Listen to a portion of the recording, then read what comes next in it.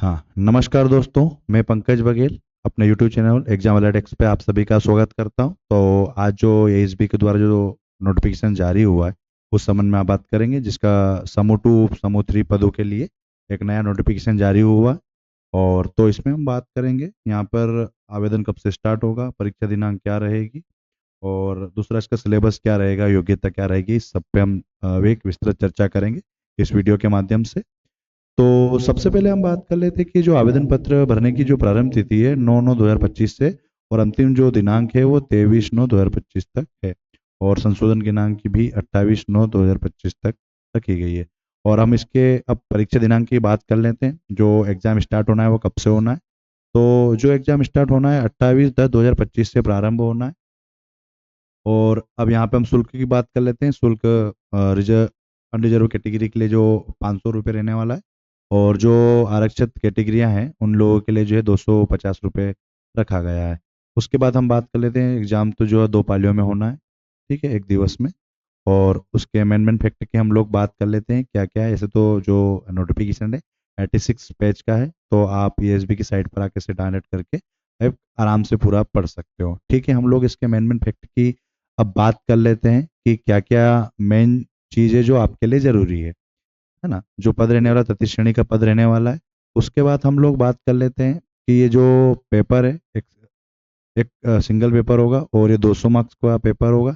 अब जैसे इसमें बात कर लेते हैं कि इसमें क्या क्या पूछा जाएगा। जैसे कि जो मैं ये जो नीला सेक्शन कर रहा हूँ इसमें आप देख सकते हैं 100 नंबर का ये पूरा रहेगा, जिसमें सामान्य ज्ञान, सामान्य हिंदी, सामान्य अंग्रेजी, सामान्य गणित, सामान्य तर्क योग्यता, सामान्य विज्ञान, सामान्य कंप्यूटर योग्यता ज्ञान रहेगा।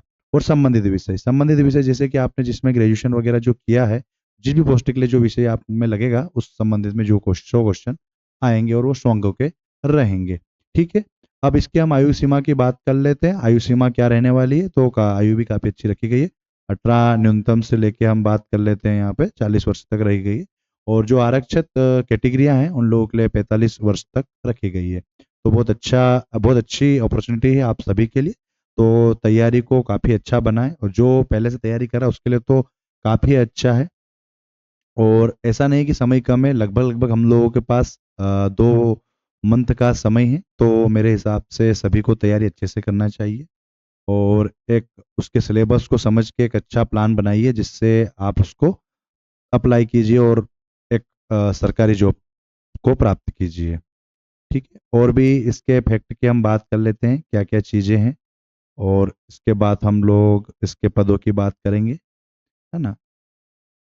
तो मेनली तो हम इसके जैसा परीक्षा केंद्र तो आपको पता है कि वो आपको दे ही देगा, जो भी शहर होगा कहाँ पर इसका सेंटर रहने वाला है। उसके बाद हम बात कर लेते हैं। आप देख सकते हो कि जो पद है विभागवार अलग अलग पदों के हिसाब से आया हो। जैसे कि हम लोग बात कर लेते हैं रेशम संचालय में क्या पद है।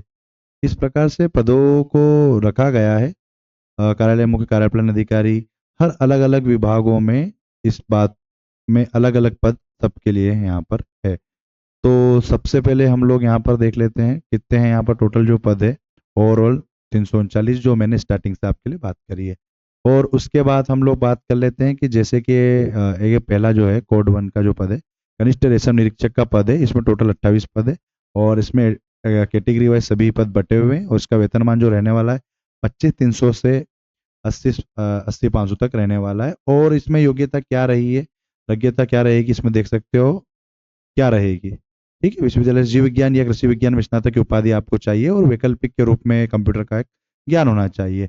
इसी प्रकार से हर पदों के लिए अलग अलग पोस्ट कोड रखें। अलग अलग पद हैं, फील्ड ऑफिसर है 9 पद है, देख सकते हो। और उसके लिए क्या सैलरी है ये भी आपको मेंशन की हुई है।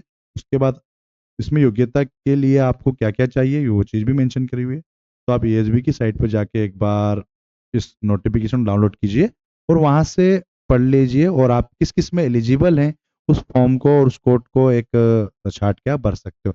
मैं एक आगे भी एक वीडियो लेके आऊंगा जिसमें सभी के लिए एक पोस्ट कोड छाट के मैं एक बताऊंगा कि किसके लिए क्या रहेगा, कैसे क्या प्रेफरेंस रहना चाहिए, है ना। तो तब तक हमारे साथ चैनल के साथ बने रहिए ऐसी लेटेस्ट अपडेट प्राप्त करने के लिए। और आप सभी का स्वागत करता हूँ एग्जाम अलर्ट एक्स पे। और तब तक के लिए धन्यवाद।